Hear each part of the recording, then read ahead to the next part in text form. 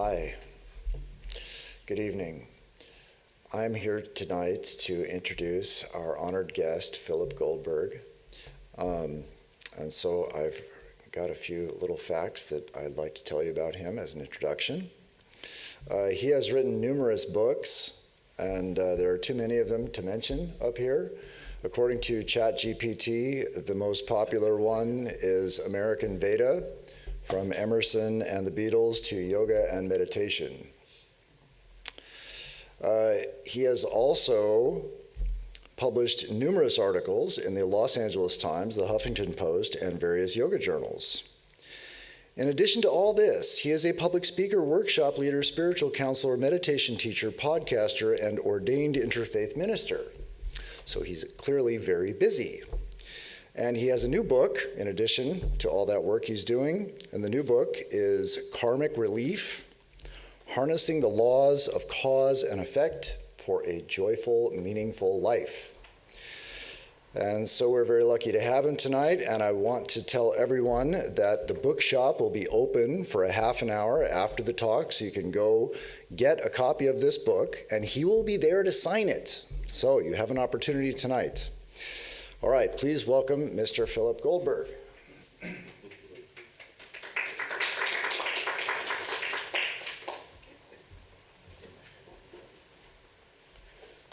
Thank you for the great introduction. I want to thank Swami Sarvadevanandaji for inviting me. I'm sorry I couldn't be here on a Sunday. Thursday night we'll have to do. And let me say, I have so much respect for this lineage. And I love any opportunity to go to a Vedanta Society place. I spoke in New York recently, and every time I visit, I feel at home. And every time I have a conversation with any Swami in this lineage, and I've had many all over the US and in India, I come away illuminated and comforted and welcomed. As you heard in the introduction, one of my books is called American Veda, and that covers the entire history over a couple of hundred years of how the teachings from India, the spiritual heritage, mostly Vedanta and yoga, came to the States, and over time, and a variety of streams and channels, transform the culture and the spiritual landscape in ways most people don't fully appreciate. I think it's one of the most important developments in American history, certainly American religious history. And this lineage had a great deal to do with it. It was, of course, Swami Vivekananda, who was the first great teacher to come here and set the template for the others who followed. And for people like me, of my generation, when I started to explore the teachings of what we called Eastern philosophy, it was the books published here by the Vedanta press that first opened my eyes to these great teachings when I was young and searching in the 1960s as a toddler.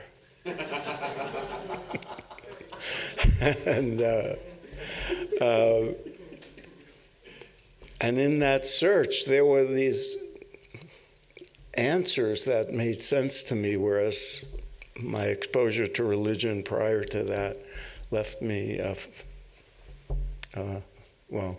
bored and finding it unacceptable. And the first Bhagavad Gita I read was the one by Swami Prabhavananda and Christopher Isherwood. I've since read 15 or 20 different versions, and I still come back to that when I explore the Gita yet another time. So I'm very grateful to this lineage, and always honored to be among you. Karma. As you heard in the introduction, my new book is called Karmic Relief. And people ask me why. Why did I write it? So let me give you the history of this book is tied into the history I just mentioned.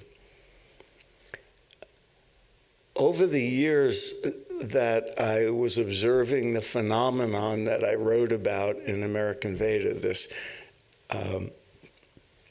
adaptation and assimilation of Vedanta into different branches of American culture, one of the things I kept observing was certain principles and ideas would enter the mainstream thinking and vocabulary. And high among those ideas and principles and terms was karma. Back even in the 1960s, when I took up meditation and everybody was exploring Eastern practices and Eastern ideas, karma entered the vocabulary, and people would talk about it. And over the years, especially once I had the idea to write that history, I kept noticing it would show up in unusual places, people's conversations and all that. And that kept happening over time. And in the 80s, when there was a series of TV specials called Comic Relief, I, in a moment of great wise guy consciousness, used the term karmic relief. And I thought that, that would make a good book title. I didn't know what the book was, but it kept coming to me over the years. And then I kept seeing the word karma show up. And after American Veda was published in 2010, it kept happening more and more. And I'd say, oh, look, it just showed up in a sitcom with characters talking about karma. Oh, look, the guy just used it in the sports report. The Lakers karma, and the Dodgers karma.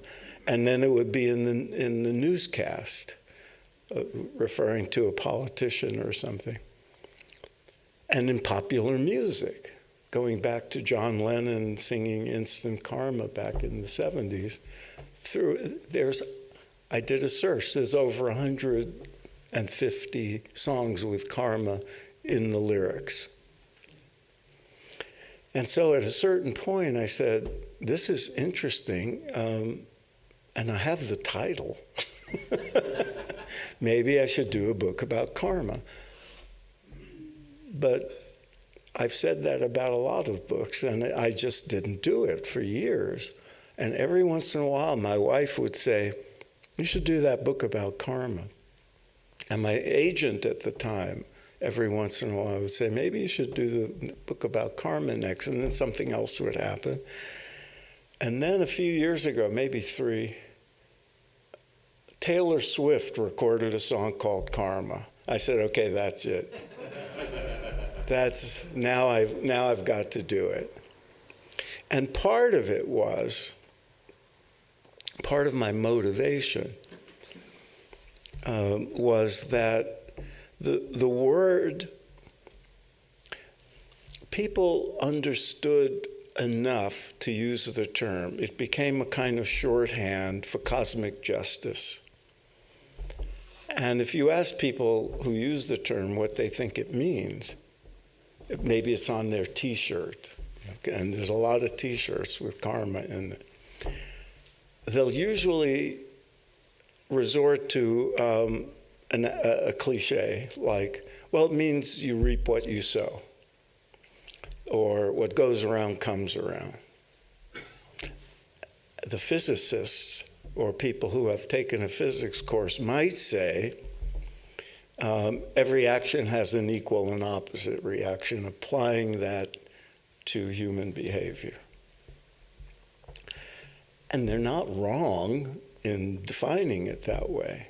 But then you start to realize when you start looking at how it's used that it's misused in many ways and misunderstood or trivialized.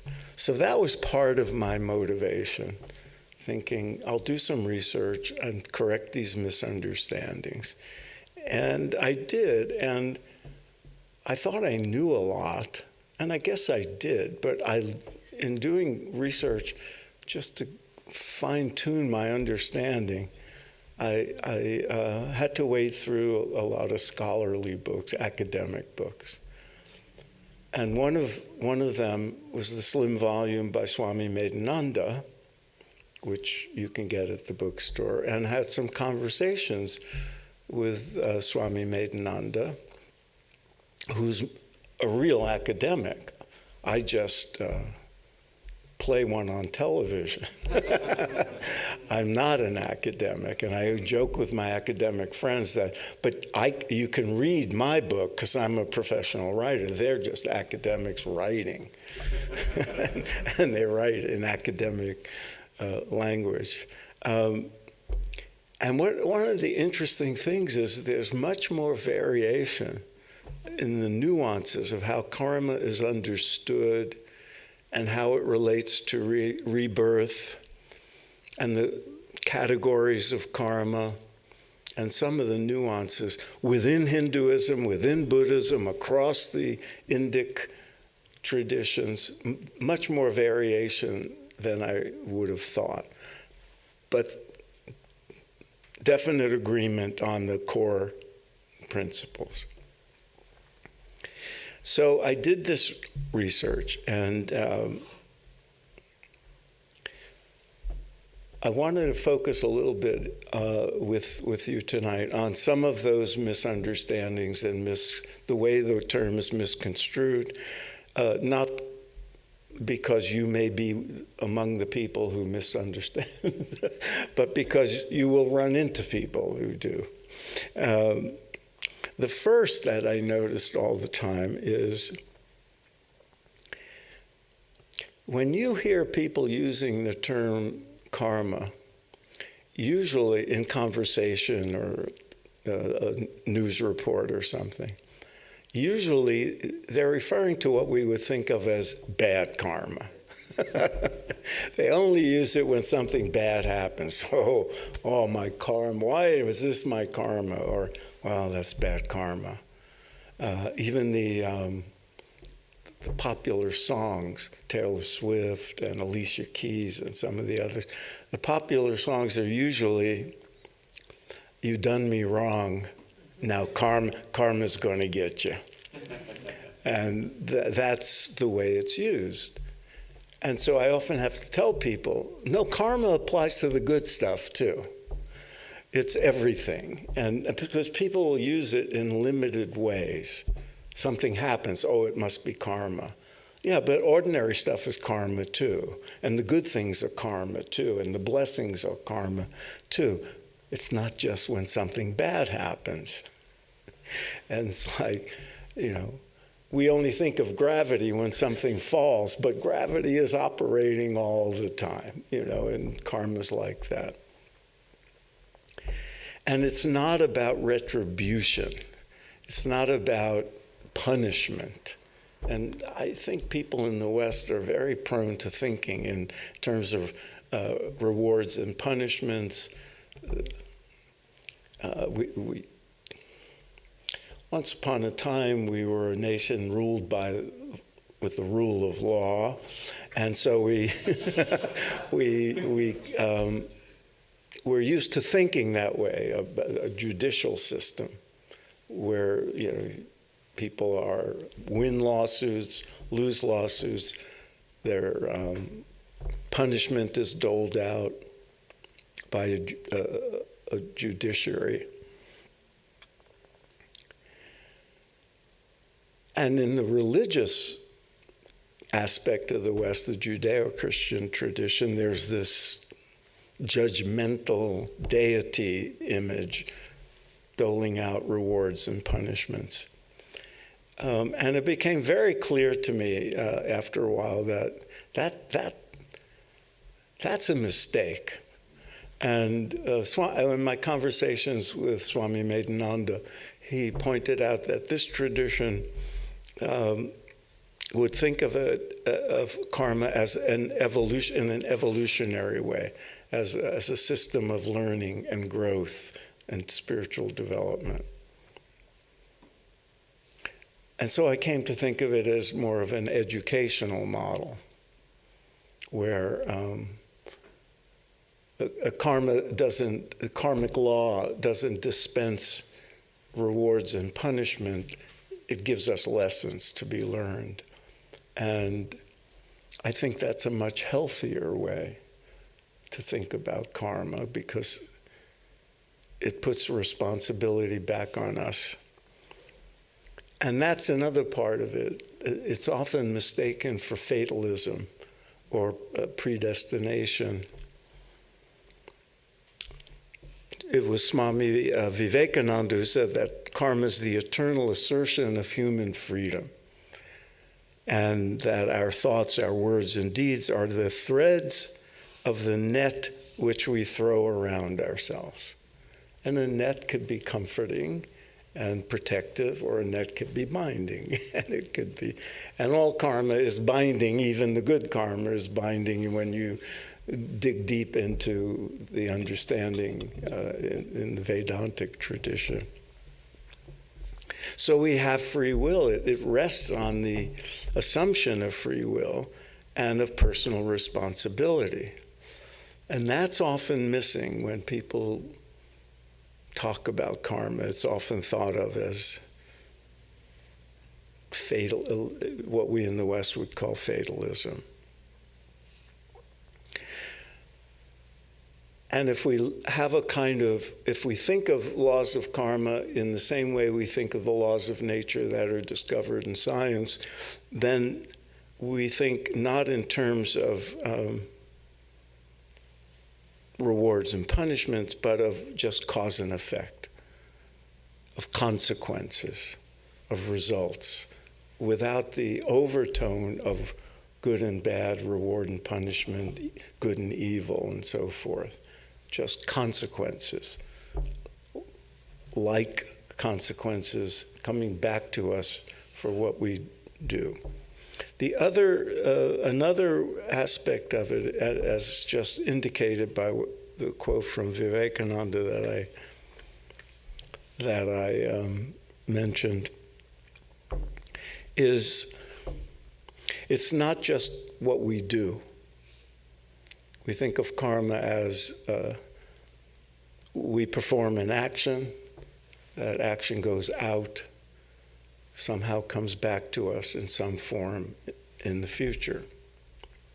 But it's also what we say, which is a form of action. It's also what we think, and gets more and more subtle as you go down into the layers of causation. But according to karmic theory, thoughts have effects. You may have the thought of, you may imagine beating somebody up. You may never act on that, but the thought has an effect. The thought goes out there. The energy of a thought and the emotional and contextual content of that thought goes out in some way, has effects, and comes back to us.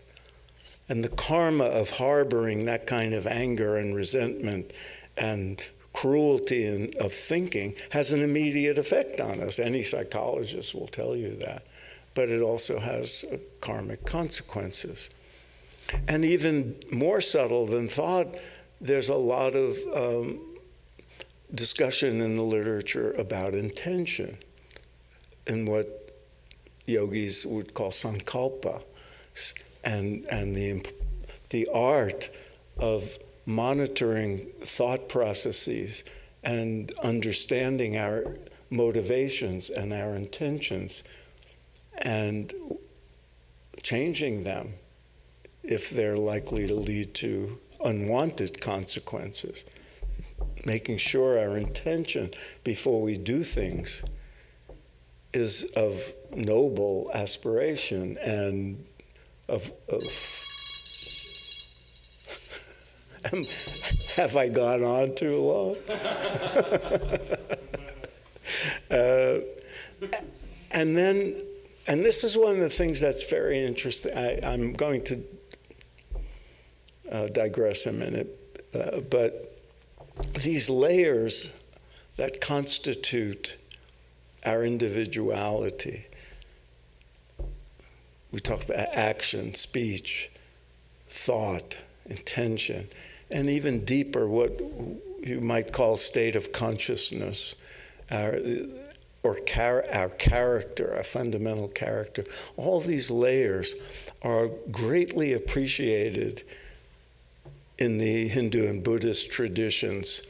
It's not just the actions are gross. It's the subtle stuff that has the power of causation. And in helping people work on their karma and how to improve their karma, how to stop the habitual conditioning of past karma and progress in a more favorable karmic direction, the deeper we go, the more powerful the effects are. So that's where sadhana comes in. That's where spiritual practice comes in, because it's transformative on the deepest level.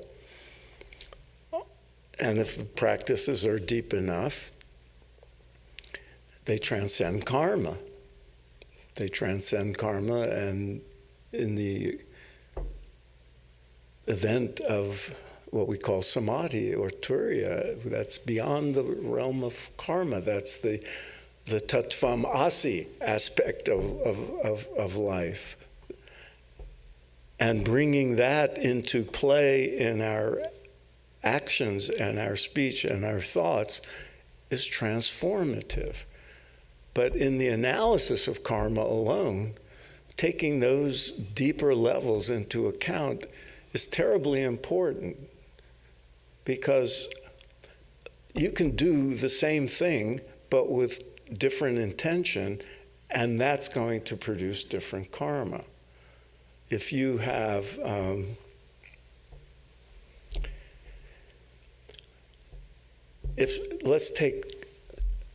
there are certain do's and don'ts that are common to all the spiritual traditions. So one of them is you don't steal. Every tradition has this in niyamas. And niyamas, it's everywhere. But if you are a mother with a hungry child and you shoplift a packet of cheese to feed your baby, your child, that's very different from a mischievous teenager shoplifting. And that's very different from somebody holding up a store at gunpoint. And that's very different from a fraudster running a con operation and stealing money from a company or embezzling.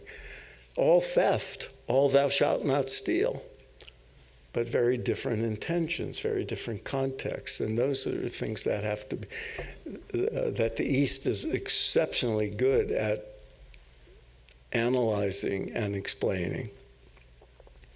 But to get back to some of the things it's not, another is, it's not an excuse.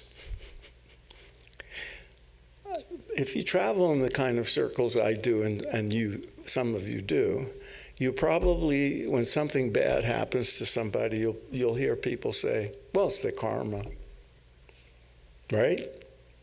How many have Yes? Okay. Or something's in the newspaper. Oh, that's too bad. Well, it's their karma. And that kind of, well, it's their karma, can be used as an excuse for being indifferent or even callous.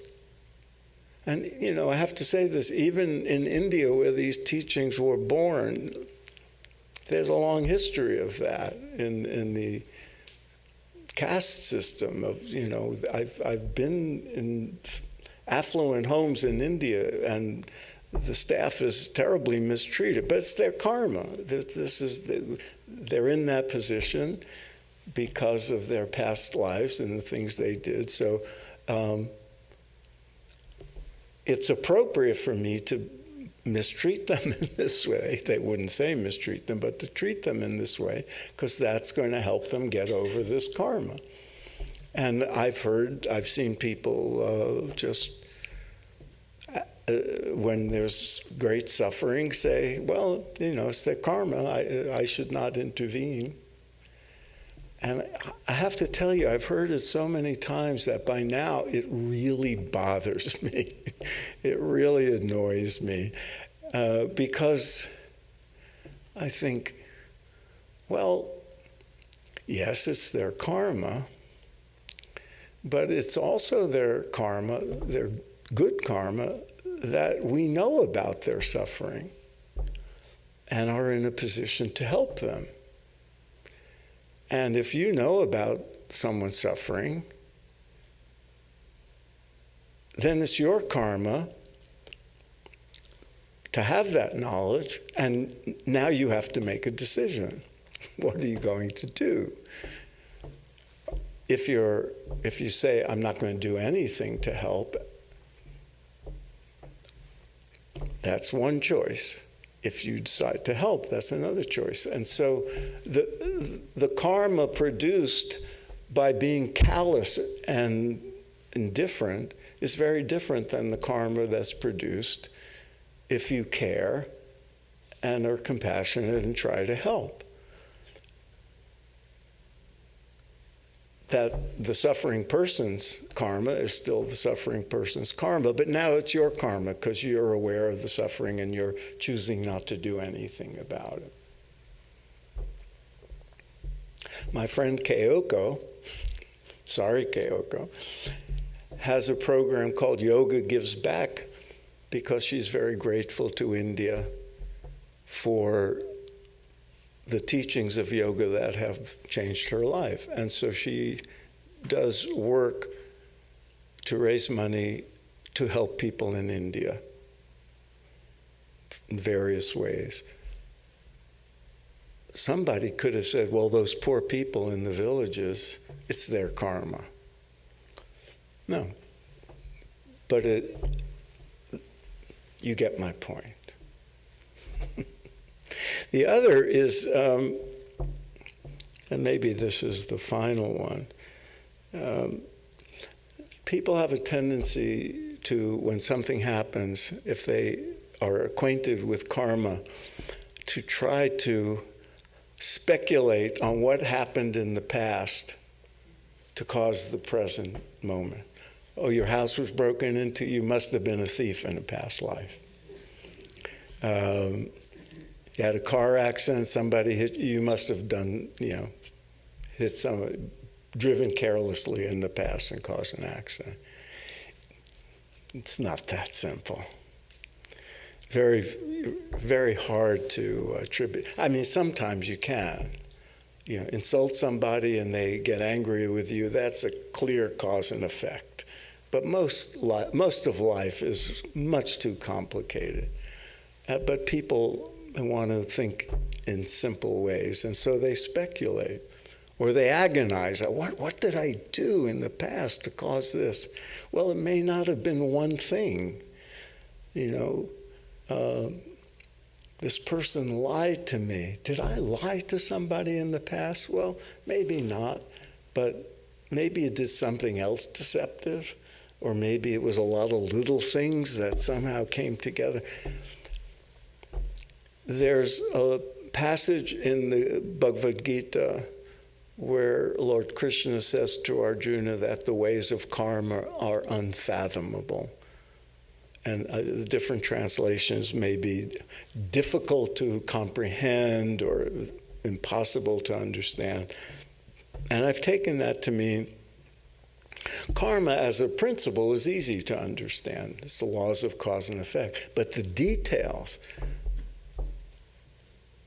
beyond our comprehension.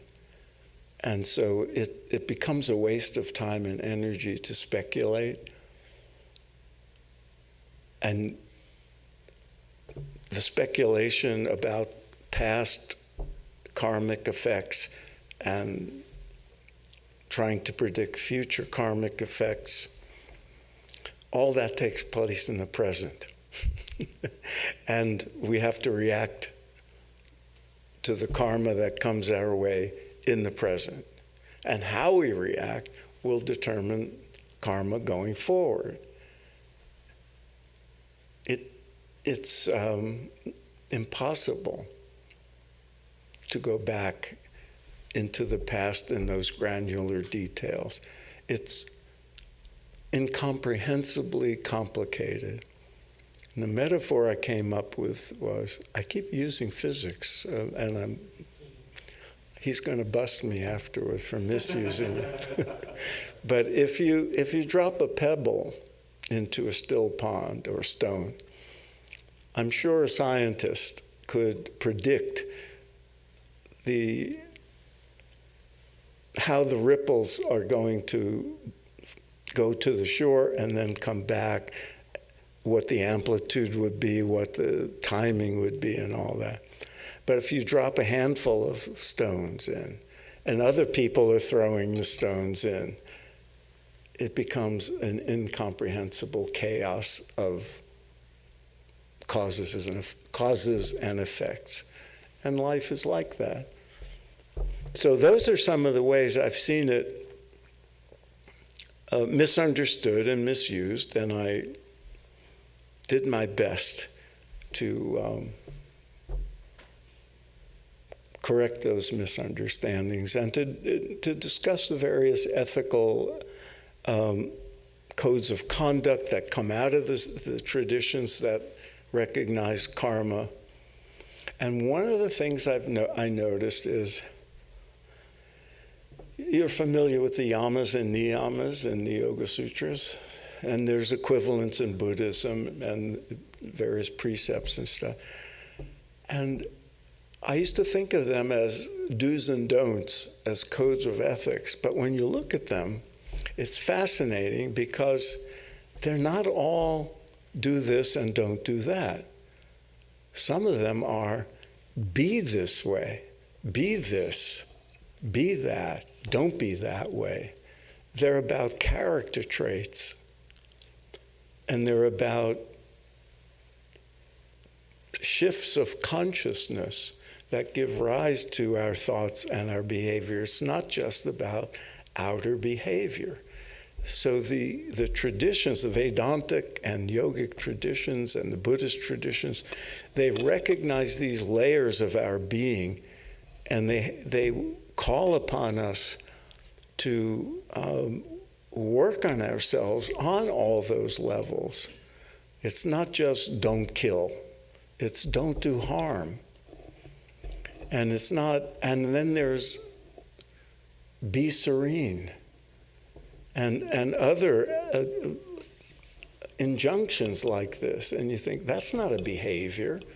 That's not an ethical principle. But no, it's calling you to have a certain state of being.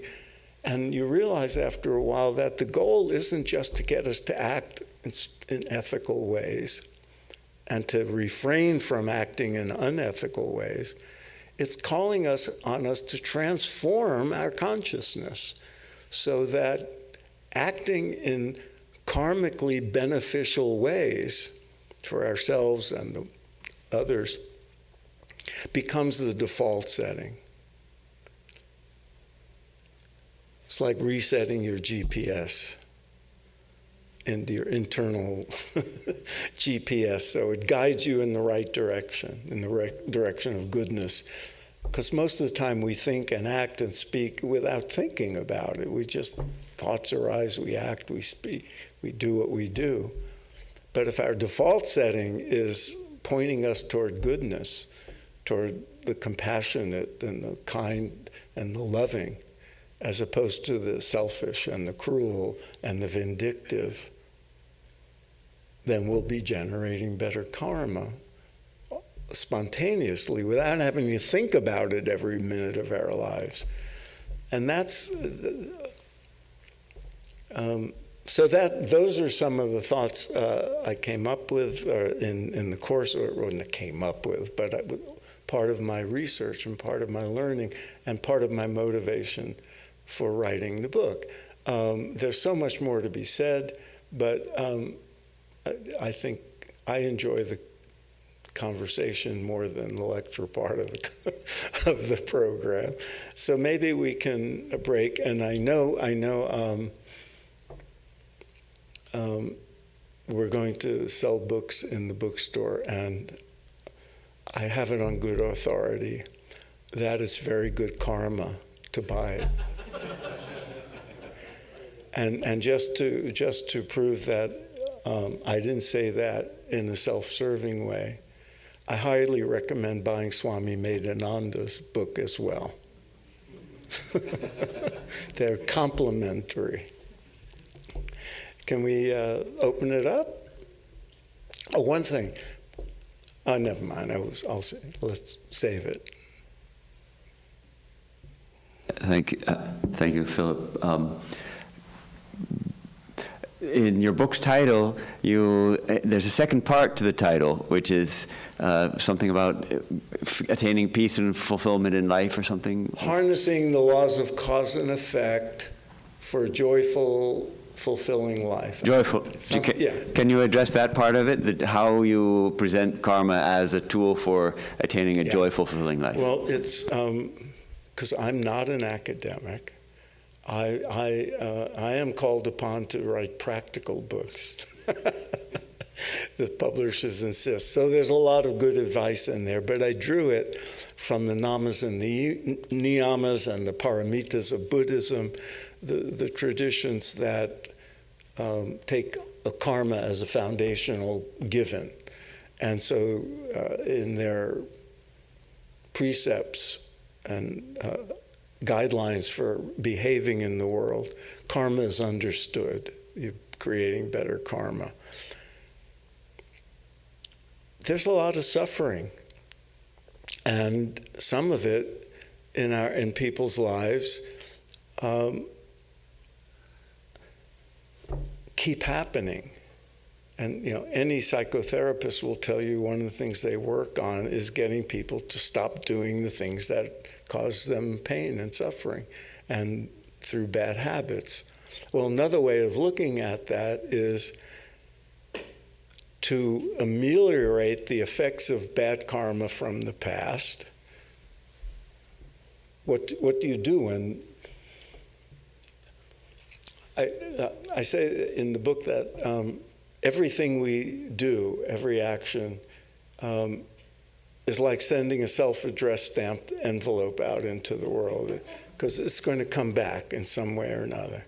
But in this case, what we subsequently do, the karma we subsequently create, if we create good karmic waves, we change the content of the envelope. And we also change ourselves so that when the delivery comes, we're better equipped to handle it if we continue to evolve and grow spiritually. So that's one aspect of changing one's karma. And the other is to reset that inner GPS so that good karmic, desirable karma comes to us instead of the bad stuff. It's, a simple formula. Do you want better things to happen to you? Start behaving a little differently. Be a little kinder. Be a little more generous. And we, especially in America, in these years, we tend to do the opposite. You know, when people want things, they're told, you know, be ruthless, be selfish, you know, look out for yourself, do these things. Well, that doesn't always create good karma. It may make you money, but it doesn't, you know, it doesn't win you friends, and it doesn't bring you love, and it doesn't give you contentment. But that's what we do. And so, that's one of the reasons I think that an understanding of karma can have a transformative effect on individuals and maybe collectively. If everything we do really does come back to us, then we have to take our behavior a little more seriously. You know, and every once in a while I'll be talking to a different kind of audience, and I'll say, how many of you really believe that we reap what we sow? And everyone says, yes. How many of you really act on that? Well, yeah. How do you act as if karma is real? Because if we do, we will behave ourselves differently. I can tell you that from my personal experience. That's one of the reasons I decided to write the book. When I was absorbing all these teachings in the early days, so much of it resonated as truth, and it changed my life radically. And there were certain things that, as a young, a young man who wasn't going to accept too much on authority, I struggled with. Well, is that true? You know, this is clearly, I feel this is true. Meditate every day. Oh, I did it and it works. Thank you very much. That's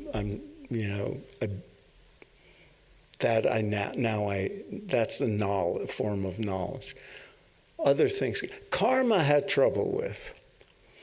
Because when you look around, it doesn't look like the universe is a fair and just place. There's innocent people suffering, horrible people not seeming to be held account, now more than ever. And so it's easy to be cynical about an idea like karma. But then if you start to take into account the real long term and add in multiple incarnations, because it's very hard to separate out. That's why Medinanda's book is Karma and Rebirth. It's very hard to fully accept that karma is real without multiple lives to play out the story of the karmic causes and effects. People have tried. It seems to be a strain. But at the same time, there's people willing to accept karma, but not quite reincarnation. I don't know how they square that circle, but some people are able to do it.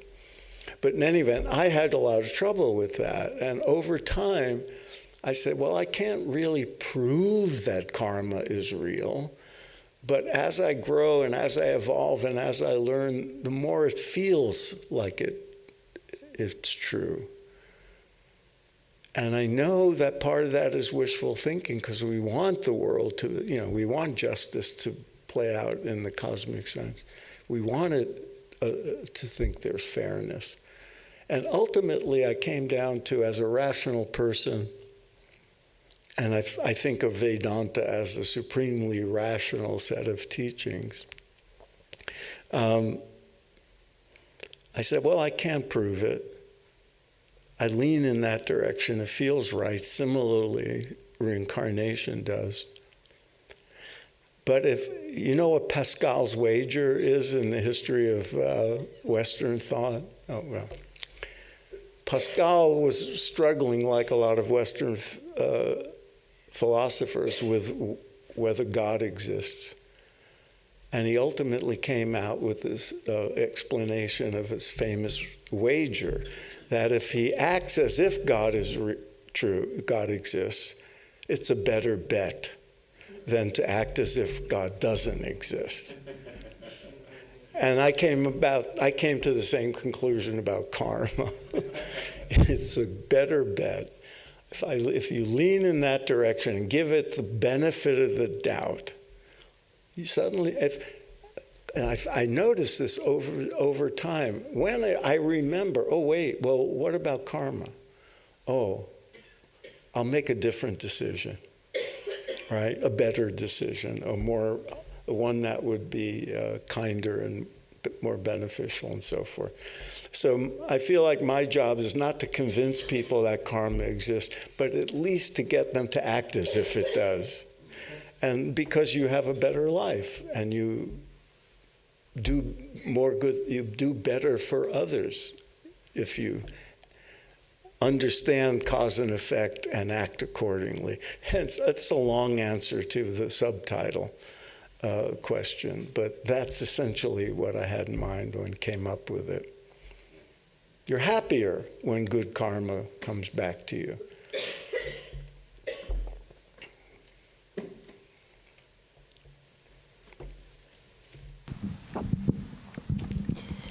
In your research, did you find that the law of karma is absolutely unrelenting, or is there an element of grace?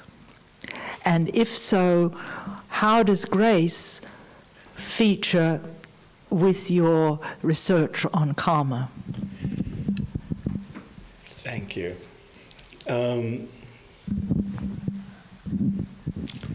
It's interesting to get a question about grace here, because whenever in my writing or talking, whenever the concept of grace comes up, I find myself citing Sri Ramakrishna. And pardon me if I get this wrong, usually I'm not talking to Ramakrishna order monks. So I can take liberties in paraphrasing. But as I understand it, he said that what we call grace, what in the West has a different conception of grace, but divine love, divine blessing, the transformative experience of spiritual opening that we think of as spontaneous comes with grace. It's always available like the wind, but you have to set your sails. Did I get that close? Okay. There's Zen. One of the Zen masters said that enlightenment is an accident, and meditation makes you accident prone. It's a similar concept. To me, grace is part of it. And, one of the last chapters in the book is all about sadhana and all about spiritual practice and all about inner transformation as a foundation for resetting the GPS of our karma. And grace enters into that, because I think the more we engage in the practices that make us calm and content inside and more available for grace in our actions in our lives, clearer of mind, purer of heart, all these things make us receptive to grace. And that can cancel out a lot of bad karma. Some people would feel that the negative things that happen. Some people would say the negative things that happened to us, in retrospect, when we look back on it, was actually a form of grace. Yes. So I wondered how you reconcile that. Oh, in that sense, I see what you mean. Actually, I'm going to quote Vivekananda. One of the things I quoted him saying in the book is that karma is here to teach us, and we learn through all of our experiences. And sometimes, I'm paraphrasing, sometimes the pain and the suffering is the best teacher. And and that's that gets us back to the educational model of karma. If some bad karma, I hate using good and bad, some unwanted karma comes back to us, it's part, if we understand it to be part of the lesson plan, part of the curriculum that we signed up for and we created, then the question becomes, okay, what can I learn from this? How can I use this to grow and evolve further? Whereas if something unwanted happens and we say, why me? Or, start blaming other people, or wallow in self-recrimination, I must have done something bad in the past, then it's not a form of grace. It's a form of just perpetuating the bad karma. But if we learn from it, if we grow from it, if we open up our hearts because of it, then I guess you could call it a form of grace, even though it was kind of in disguise, like a lot of the lessons that that come to us. It's like I compared it to when we were in school and we had to take required classes, and we didn't want to, but you had to endure it. And we weren't smart enough to say, okay, I have to take this class. Let me learn as much as I can. No, we just resented it. We have required classes. But we created those required classes by our actions in the past. We've created our curriculum. And that could be a form of grace, even though it doesn't appear. Is that what you meant? Sort of. Okay, well, then you should answer your own question. Yeah. Well, this has stirred up a lot of things in me, as you might imagine. Yes. Yeah. I can. But there's, two things. When we look at the world stage and we see people that are acting without grace, who have incredible position and power and wealth, and their actions determine the karma of literally the world, how do you reconcile that? I am overwhelmed with what's going on in this world right now. When I started the Q&A, I was going to joke and say, you can ask anything, but don't ask me about the collective karma of America right now, or of the leadership. Yeah. This is where the term unfathomable really applies. I have no answers. I just know, according to, I had to take on the question of, is there collective karma? Which seemed obvious to me. But in talking to Swami Medananda and reading his book, there's a lot of different opinions about whether collective karma is real or not. But what is clear is that we participate in one another's karma in some way, some form.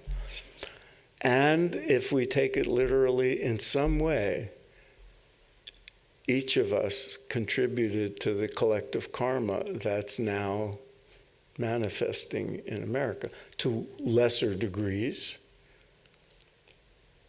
Some people, just like the CEO has more power over the collective karma of a company than the other workers, and a parent has more power over the collective karma of a family. There's some people in positions of power creating karmic waves that are affecting all of us. And it's come as a tremendous shock to many of us that the collective karma of America is showing up as it is. Who would have thought? Those of us who are old enough to have lived through the civil rights era and the Vietnam era, we thought, well, that's not going to happen again. We've learned those lessons. And so it's shocking, and I would never dream of even trying to answer that question. It's just beyond But we come back to what do we do about it? It's here, it's in the moment. And to the extent that each of us contributes to the karma going forward, we each have choices to make. And that's on us now. And I thought you were going to ask me about your family karma. That's hard enough to deal with. We're old friends. Well, it's funny, before you explained how you got to the title of your book, when you said karmic relief, I immediately thought of comic relief, and I thought, that is more appropriate to my existence than karmic relief. Right. But yeah. when there's a comic element to yeah. it that's in the tragedies. Yeah. And despite this sort of tragic accident that happened to my son, when it first happened, having been involved with meditation since I was pretty young, a toddler, I kept ruminating on what did I do? What did he do that this could be his existence now? And I realized there's no explanation for it. And my conclusion was it's just a random universe. And or as they it's say, not a shit random happens. universe, but it appears that way because we can comprehend the order with our intellects. But there you were, and so you had to act. And you had to act with integrity, and you had to act with love, and you did. So that aspect of karma,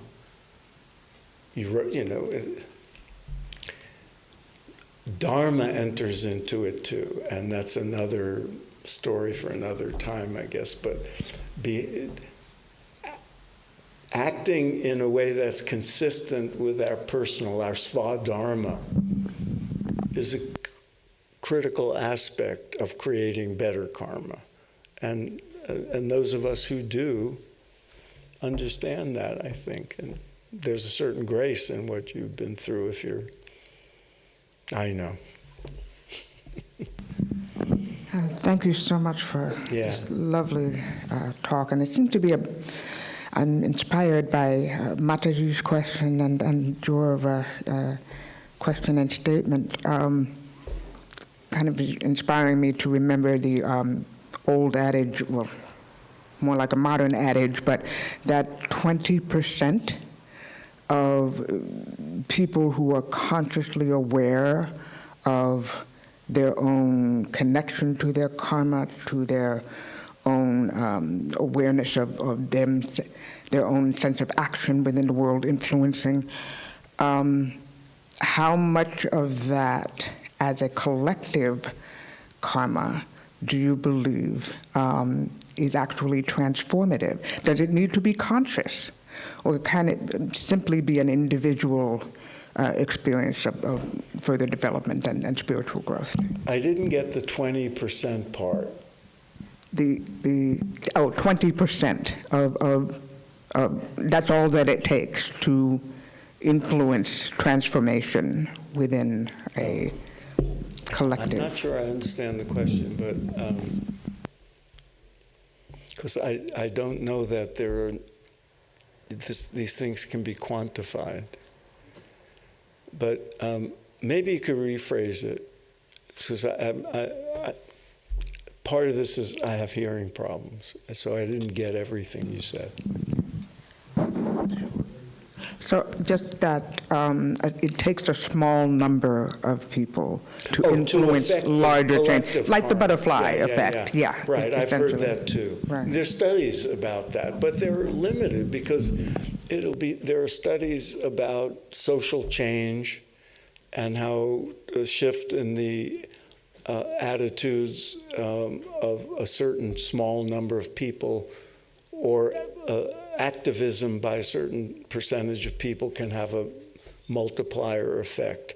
And that very well may be true. As far as I'm concerned, the more the merrier. Why take chances? But certainly, everything each of us does affects the collective karma. So group action is going to have an even bigger effect, isn't it? Is it possible that,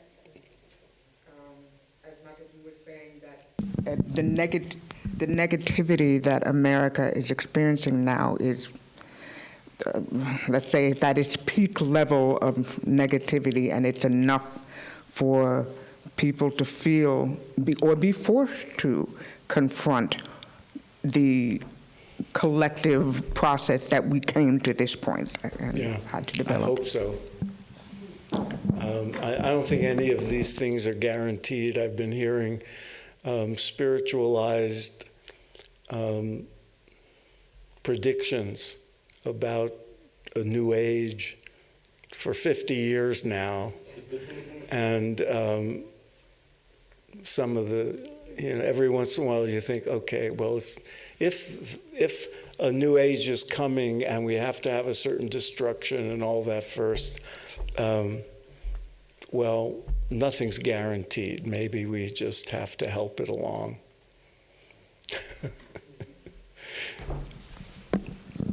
Thank you all. I really appreciate it. And we'll see you in the bookstore. It's Thank my you, job Swami. to give a little thanks. So. Okay, what do I do?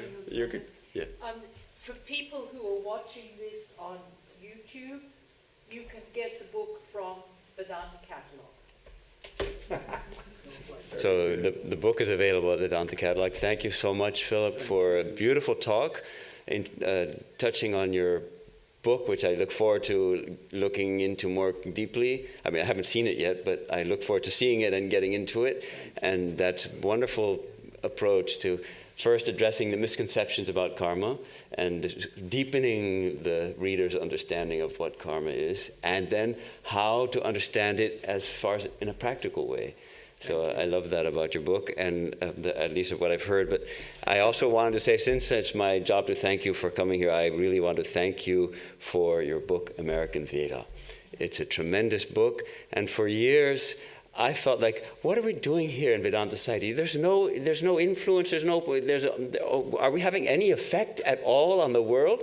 And your book opened my eyes that there's been a tremendous influence on Vedanta. And simply by being here and holding aloft these teachings and trying to live the life, it's part of a tremendous transformative wave that has swept over this country and is continuing to sweep over the country. And so I really appreciate that book for opening my eyes, and I think many of our eyes. If you haven't read it, American Veda, it's a great book. It's a great book. And so thanks for joining us, and we look forward to seeing the next book that on the horizon. Thank you so much. I appreciate it. Om Shanti Shanti Shanti Harihi Om Tat Sat Shri Ramakrishna Arpanam Astu.